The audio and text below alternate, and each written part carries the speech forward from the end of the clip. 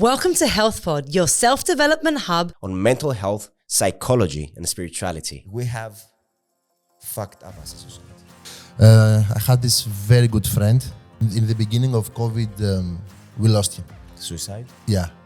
And it got me thinking because I never had suicidal thoughts. But it started a philosophical conversation in my head.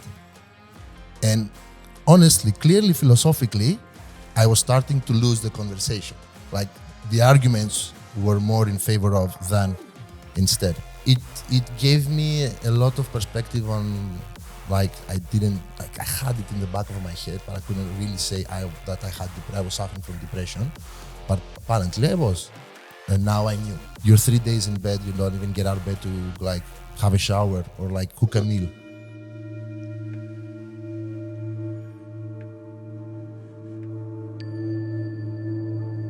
I'm here at Instant Soup Consortium organized by 444. Instant Soup is a consortium of music artists of our island that come together to exchange ideas and build a community that is targeting trust and collaborations. I'm very blessed to be covering this event today, and I'm here with Sir Styles, an international music artist, music producer, and DJ, and we will be covering today the topic of mental health in the music industry.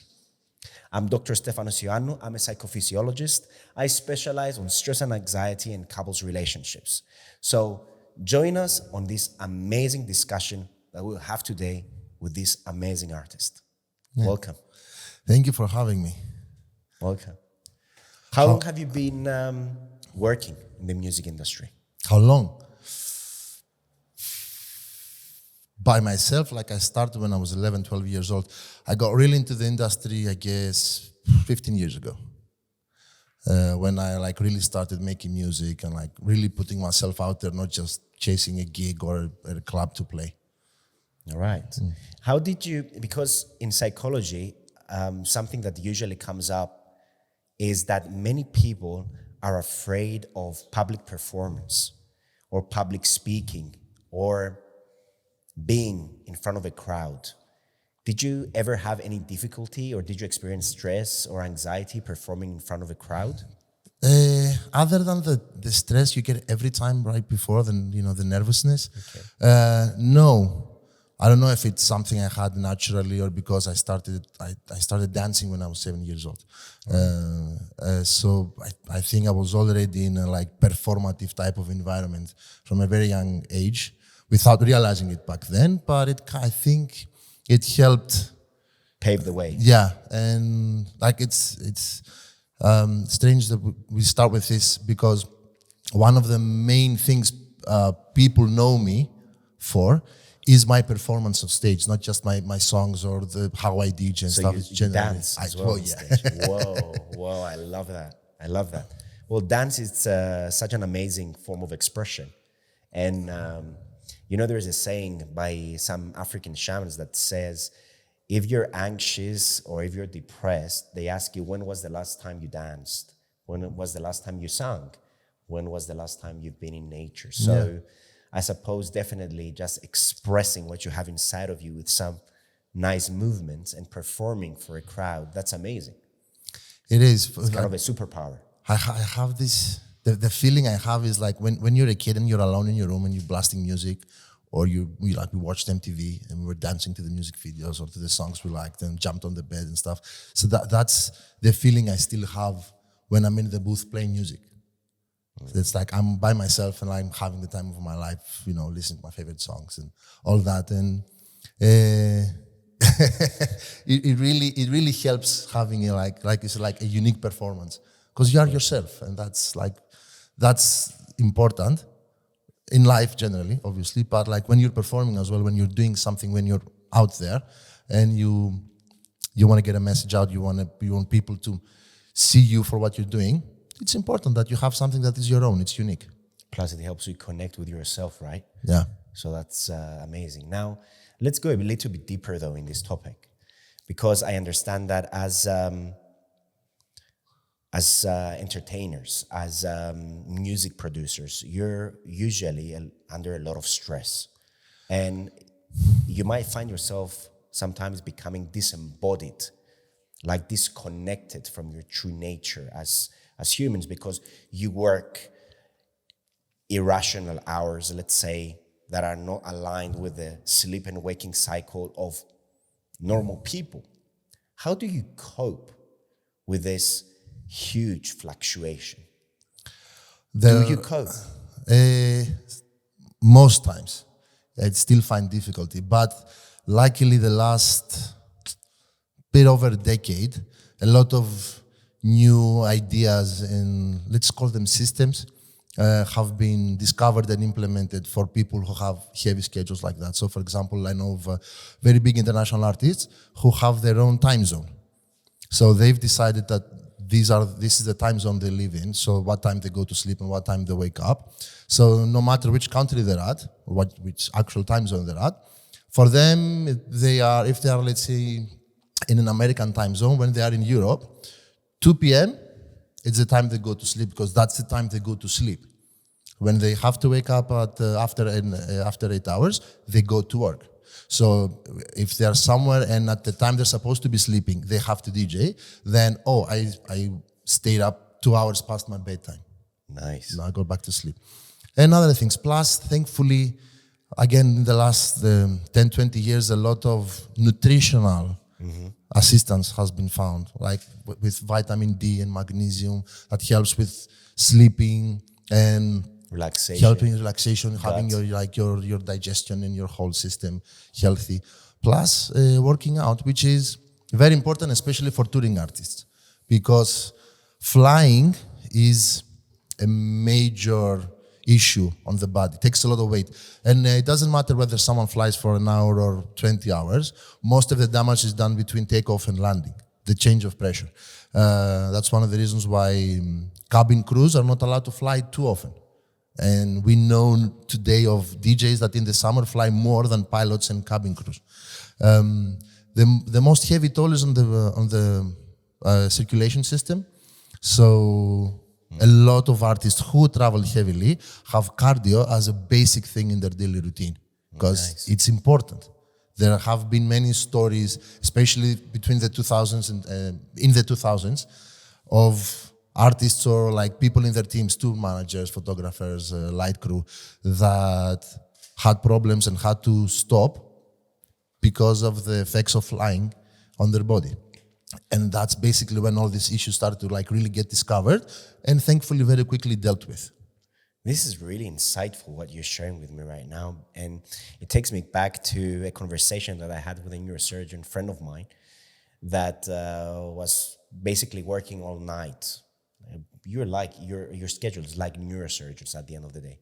So he would have some electrolytes after finishing the surgery, and he wouldn't go to bed unless it was nighttime, so that he wouldn't mess up his circadian rhythm. Yeah. And this is beautiful what you're saying, because maybe you didn't know that. Or you didn't know what you signed up for before you started this work. No. And it's amazing for the youngsters that are watching us on, okay, I'm going to be working evening shifts, so how am I going to adjust my schedule to fit my mental health profile? Mentally and physically, routine and program. And I'm telling you these things, and I've done the exact opposite and all the way around and up and down, all through my 20s and like the years after, until recently I also realized that no, dude. And to be honest, I enjoy it so much more now. Yeah. I enjoy work more, and I enjoy sleep more, it's something I didn't really think it was something I was supposed to enjoy. It was like something like, oh, I'm tired, I need to sleep.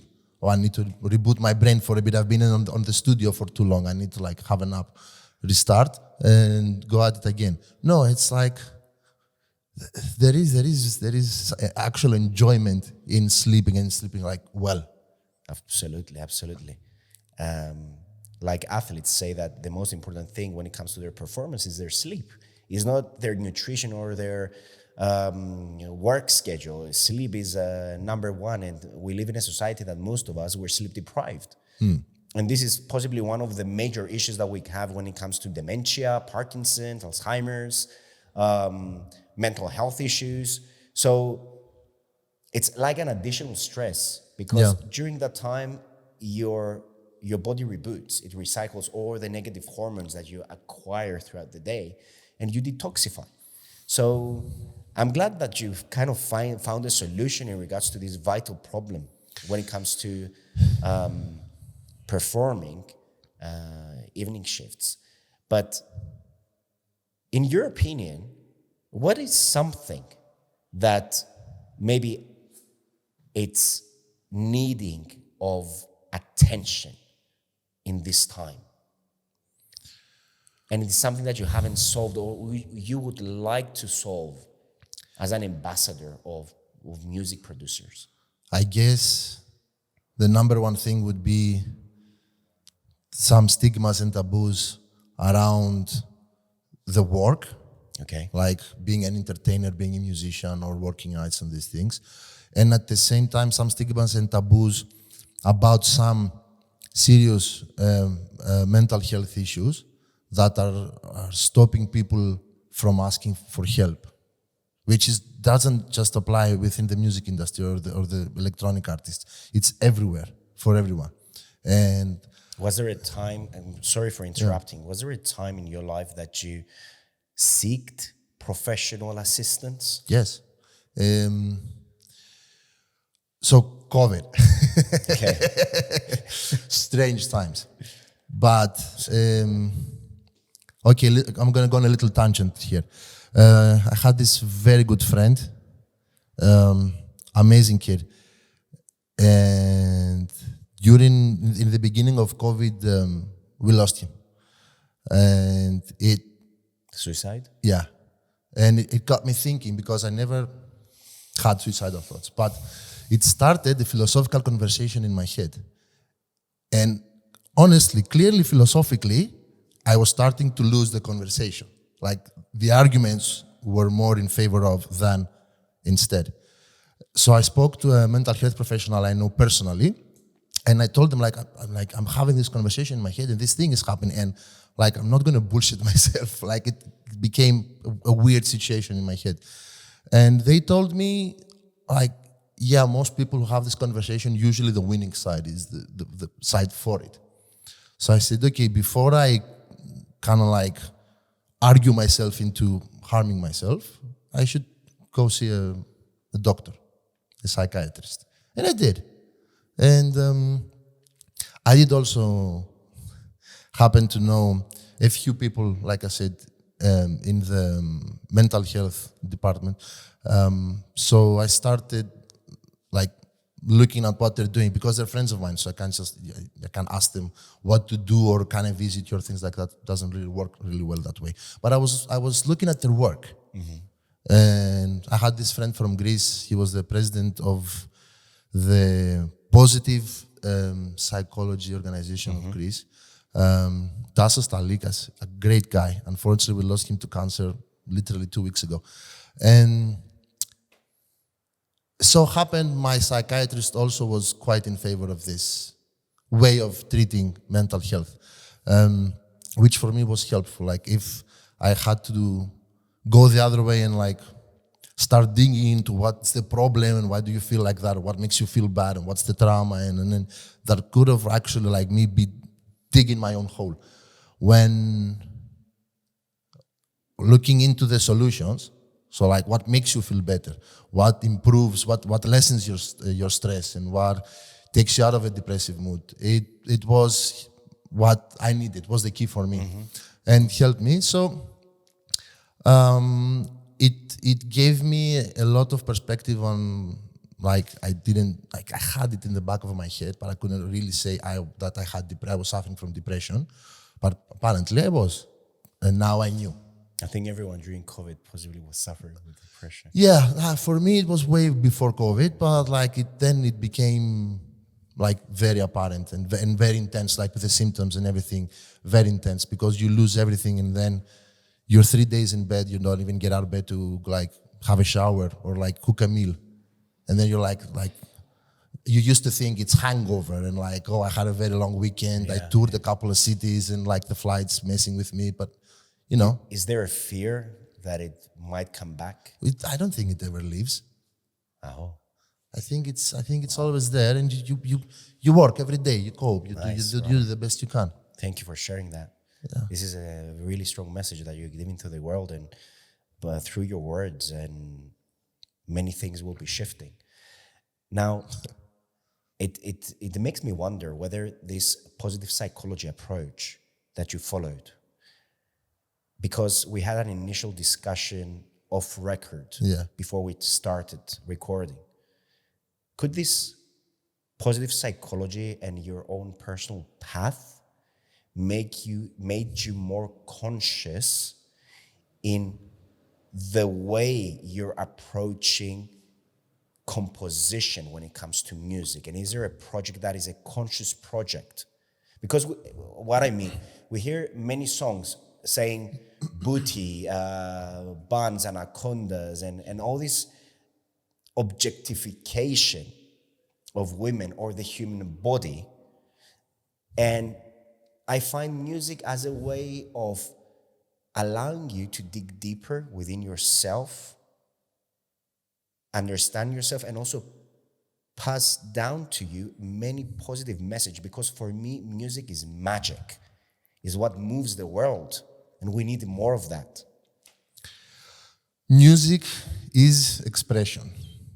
Some people are expressed a certain way and some other people are expressed a different way.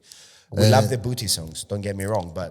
Yeah, so, and no matter what I like or don't like or agree or disagree, someone's going to feel something and they're going to put it on paper or in music, and someone's going to like it because it speaks to them. Mm-hmm. So, what I agree and disagree with, or anyone's person specifically, especially the people who are making music, I don't think is the point, because messages are everywhere, and of course in music, but also everyone has a path. So I can tell you a lot of the things I don't listen to right now or I don't agree with right now. When I was 15 or 25, I had very different opinions about these songs than now. So maybe they're just part of the journey, and maybe they should be part of the journey. Yes. Like, wow. Yeah. Like Little Red Riding Hood, like she had to come in front of the wolf and be in danger of the wolf rather than always avoid it. She had to go through the woods to be in danger and realize what's dangerous and what's not, in order to find her path and find her strength and fight the wolf, save her family and everything. It's great what you said, because what you said to me right now is each person has their path at a specific point in time, and there is no judgment. Now there is discernment, where you're in an older age, you're more wise, you understand better yourself, you understand your path, you understand where you're going. Now, are you producing something in this instant that is more conscious in the messages that you want to pass down to the world? I am, because so I started, I can't really call it a campaign, but I started an effort. Mm-hmm. When all these things hit me, the loss of my friend, and at the same time during COVID, we started seeing about a lot of artists, losing artists to self-harm because of the shock of COVID in their day-to-day life. So when I saw that I can help myself, I can ask for help, basically, the immediate realization was that not everybody realizes that they can ask for help, or not everyone is comfortable with it. It's usually the first but the biggest obstacle, saying I can ask for help to yourself. So I started posting once a week, and I still do for the last 3 years now, on my socials, that things are not always great. I share some experiences from my life, and I say, but I assure you, if you can talk to someone in your immediate circle or a professional or something, You can, you should. Don't be afraid of it. And I've been getting crazy positive feedback from people. Random people who don't know me message me and tell me, dude, we saw that, like, can we talk to you? And I tell them, yeah, I'm not a doctor, I'm not a mental health professional. But if you want to just like vent and like talk about things, yeah, talk to me. And I share nothing. And there are even people who just message me and tell me, you know, bro, listen, just seeing that message every week is enough. Like, you know, I'm up to here. And then I see the message and I'm like, okay. Like it helps ground them, it helps bring them back a bit. Wow. And that's great, and I'm going to continue doing that, but I want to do more. So right now I'm putting together an EP of 4 songs that will have some of these messages in them. Positive messages. So happy. I cannot wait to hear it. Yeah. And I'm working on a collaboration with this non-profit organization, this community here in Cyprus. It's called Cyprus Samaritans, who help in many departments, but one of their main focuses is suicide prevention. And they have an online and phone line between 4 in the afternoon and 12 at night every day for people who want to call. And I want to release the song with them as a partnership. Whatever net proceeds proceeds are going to go to the organization, whatever small or big, let's do it. Beautiful. And hopefully people will look at the organization and see what's going on. Then the next step is to have some conversations and some interviews like that next month in October at Amsterdam Dance Event, which is a huge forum for the dance music industry. So I'm going to be talking with some panels of AD and some radio stations from the United States and from the Netherlands, and get some attention a bit outside of Cyprus as well. Cyprus is my home, and I want to help all the guys here, not just the artists, everyone I can. But let's try to make it bigger, because the music industry and the people who struggle in it are so many. Man, you are a man of great power. I'm just gonna tell you that, because you had a choice, either portraying a godlike figure, a person that performs in front of the world, entertains, power of positivity. No one would ever know what could have been going on inside of you. But yet, there you are, every now and then posting something on social media saying, hey guys, being vulnerable. Being honest. It takes, though, a lot of effort for people and a lot of courage to speak their truth, whether it's that good or bad. Be vulnerable. And that's where people form connections and a community. And what I see you trying to create over here is a community for growing artists. Yeah, exactly. I don't expect everyone to call whatever health organization they have in their country and say, I want to see a psychiatrist. But I hope, I would really love it if they knew they can call someone they know that, oh, we were working on a track together, but, you know, I have some issues at home and I can't talk to you about it. No, like, you can't talk to them about it. Or if hopefully you have good people around you, in your family or your friends, that you can't talk to them. Because from what I've realized, and I've been studying as much as I can, obviously I'm at a very small level of knowledge, but what I've been realizing is that people are most afraid of being turned down by their own people, by their family, by their friends. Yes. Not being heard. Yes. And, you know, people, I do it a lot, and I know some people who do it a lot. We create expectations in our head. And sometimes we can even create some scenarios, like, oh, I'm going to say this, they're going to say that, they're going to say that, and they think if they talk to a friend and that friend just listens and doesn't like reply, that's a negative reaction, which is not necessarily, because If someone listens, all you need is someone to listen to you. They don't necessarily need to give you advice or help you. Maybe you don't need help. Maybe you just need a sounding board. It's true, yeah. Like it's You great. know, when you verbalize the things that are inside of you, it's like you also come into a self-realization. It kind of constellates the problem, and then you are able to find solutions. And what most people do is that whenever someone opens up to us, we are rushing to give advice. We don't listen. Exactly. And going back to your words, like when we were 15, we were hearing those songs of, maybe not so appropriate content, but yet here we are saying again, trusting the path. Yeah. That no matter where a person is in his life, is his path of growth.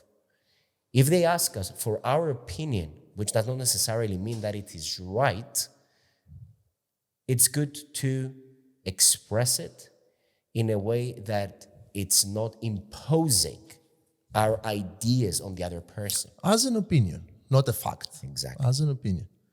And we look, I'm going to take everyone's side, and I'm going to say that someone comes to you and they express something, and you're dying to help them. It's not like, no, I'm going to show you how. No, you want to help them. It's your person. You want to do something. You see them drowning, having a hard time, and you be like, oh my God, I have to help. And then you rush into savior mode, like superhero syndrome, how they call it. And like, no, I'm going to tell you what to do, and I'm going to help you. And like, which is something that obviously people don't know that it's not necessarily the right thing to do. Thank God there are conversations like this for however many people see it. But what I'm trying to focus on, and hopefully I'll have time to focus on the people receiving this, the cries for help.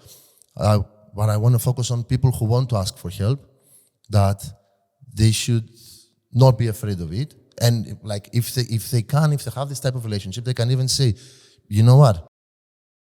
Like, hear me out for a minute, and then it's okay. I've had people tell me, oh, I'm not connecting with my friends anymore. We've been best friends for 15 years, and I'm not connecting with them anymore. And because their lives changed and mine hasn't, and I feel like there's no like similarities anymore, so I feel kind of rejected.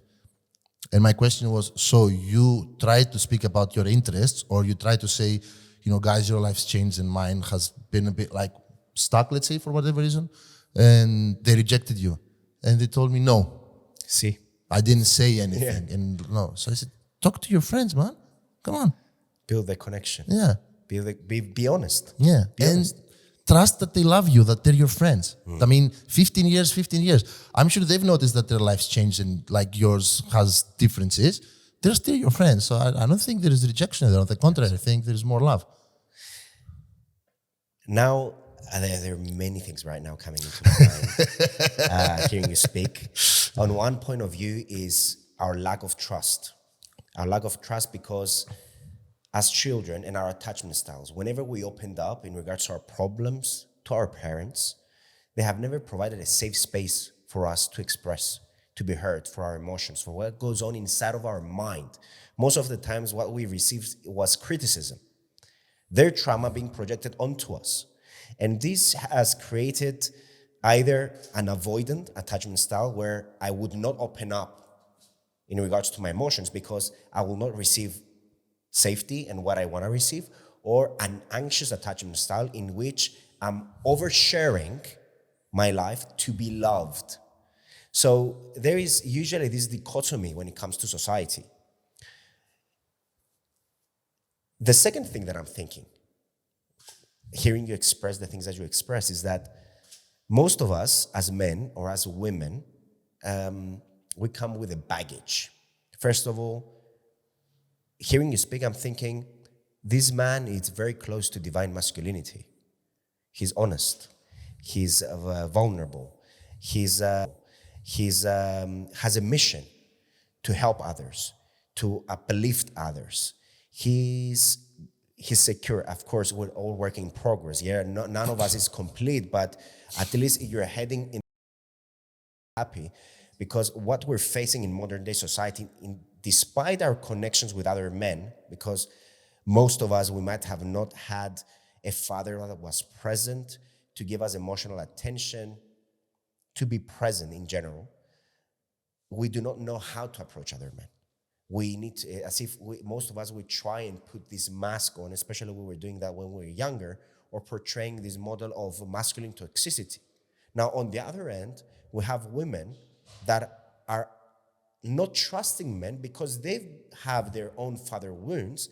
And we have also, during this process, we growing up and figuring out who we are, and I was speaking about heterosexuality here, and I'm sorry, but they don't trust men. They don't say good morning. They don't know how to smile. You give them a compliment and they don't know how to receive it because they think that there are some hidden incentives behind it. And I'm not blaming women for that. I'm blaming men. This is our mission. This is our responsibility. We have fucked up as a society. Completely. And this is something that we can only figure out by having these conversations, by realizing the problem, because when women meet with women, when men meet with men, we can learn and find solutions to many problems.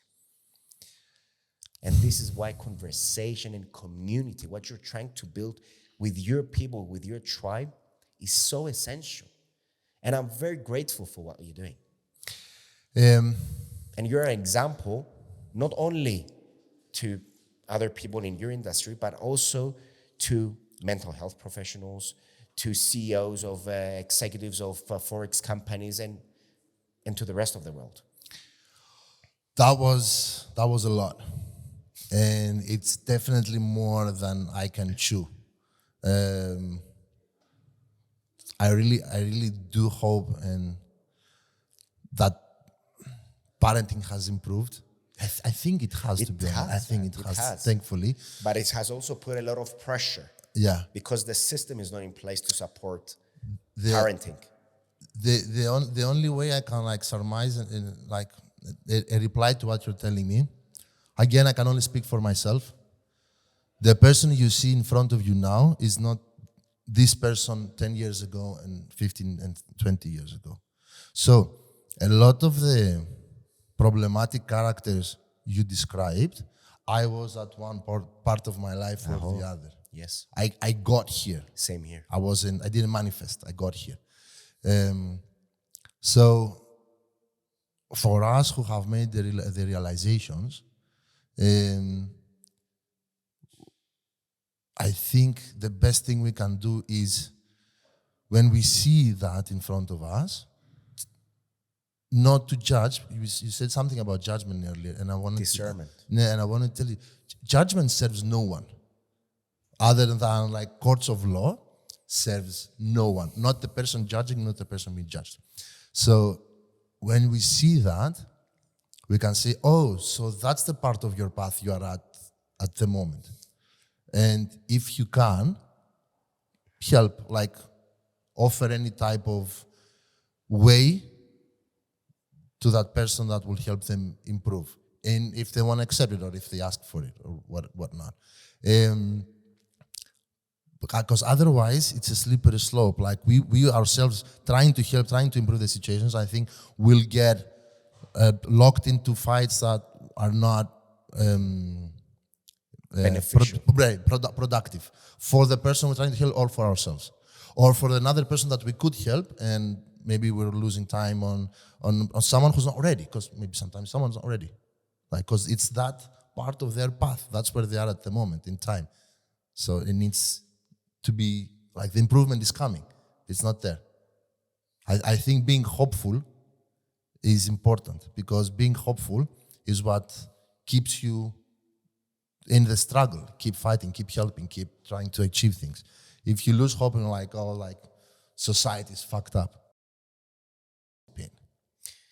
It's time to change. Yeah, so we by changing ourselves, it's like we create a chain reaction for other people to change. Yeah. And I see that you're a man that is doing the work, and I'm very happy for that, because it is not a regular occurrence for me to sit in the presence of another man and think, shit, he's doing some work on himself. Wow. And it makes me feel less alone. Now, if you feel comfortable, I would also like us to cover sex, drugs, and addictions. What goes on in your industry in regards to that, and how can you get lost in this game? So, obviously, like alcohol is all around, the events and the parties and all these things. And obviously, I mean, you don't even need to be in the industry. You need to watch like a movie or two to be like, to come in contact, like get ideas about using drugs and stuff, or that, how does that combine itself to like making music or generally being an artist, imprinting feelings and thoughts in any manner. But things are not, these are one of the, like the stigma and the taboos I was talking about earlier. Things are not as bad as people think they are. All right. So for example, most of the international artists I know, and especially the Dutch, they do not have a great relationship with alcohol. The Netherlands raise people with a mentality that someone who is a musician and works as a DJ and a doctor and a lawyer, they all have an equal value if they all offer equally to society. So first taboo, first stigma is, DJs, nightlife, clubs, and like for the straight men, or like you're surrounded by women, and when in the Netherlands, it's quite opposite. Like I know DJs and I've met their wives. I know DJs and I've met their wives and I've met their kids, and like when I first experienced that, I was shocked. Like, how so your husband is like, he travels, he's in Thailand and like in Miami and in Africa, and like, how do you deal with that? Well, the same way I deal with it if he was in the office from 9 to 5 and in the weekend he had to go to a conference. Like for them it was shocking that I had to ask. But nevertheless, alcohol is there and drugs are there, and there is no one way or like positive way for people to start using them, and there's no one way or super positive guaranteed way for people to stop them. But they do have, and they do have hugely negative effects on the body. And again, I'm speaking from personal experience. Okay, especially alcohol, because in most countries, you grow up hearing it's something that it's okay to do as long as you're 18. Everything else is bad. It's illegal. It's gonna kill you or whatever. Alcohol can do all those things. Oh yeah. Yeah, but so there is a very different mentality to a person growing up about alcohol. So when from day 1 to 18 to when you're 30, you're working, alcohol is okay in the back of your head. Obviously, you are more relaxed with how you use it. But alcohol is also, this is based on numbers from the World Health Organization, is one of the top reasons connected to suicide. Oh yeah. Oh yeah. Like the rest of the illegal substances, recreational substances, come down the ladder than alcohol. Alcohol is higher than them. And when you DJ, when you start, someone gives you a drink, and like, what's this? And you have your first drink, and then you relax a bit. And you're like, whoa, magic juice.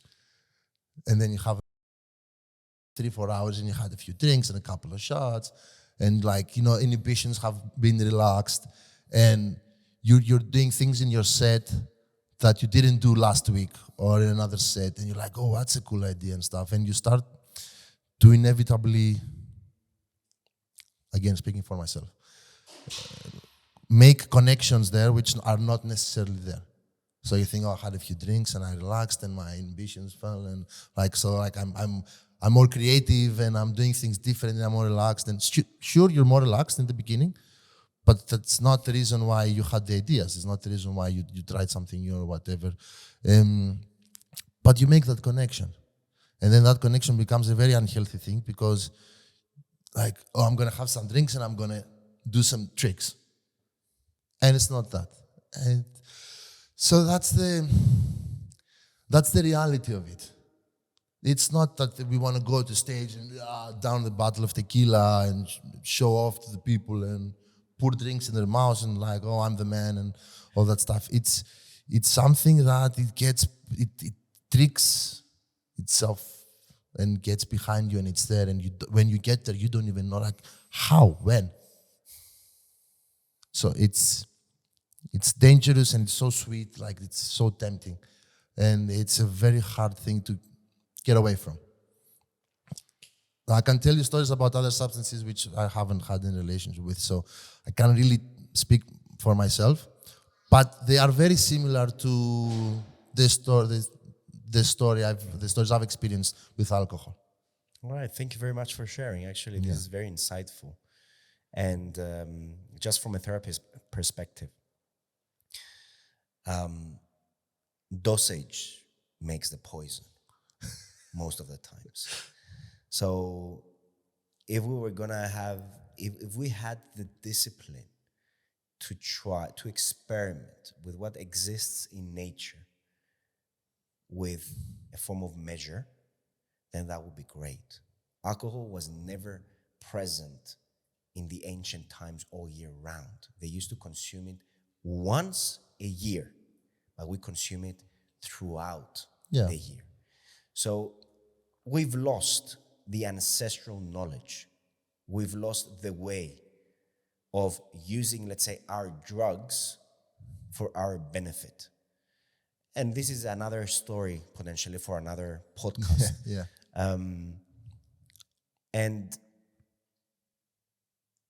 what about, in my opinion, a lot of people might abuse substances to kind of escape the void of their own mind or their own trauma. They're trying to alter that in an unhealthy way. What about attraction to, like, sexual attraction? What goes on there? How do you see people behaving towards you? You're like a god up there, right?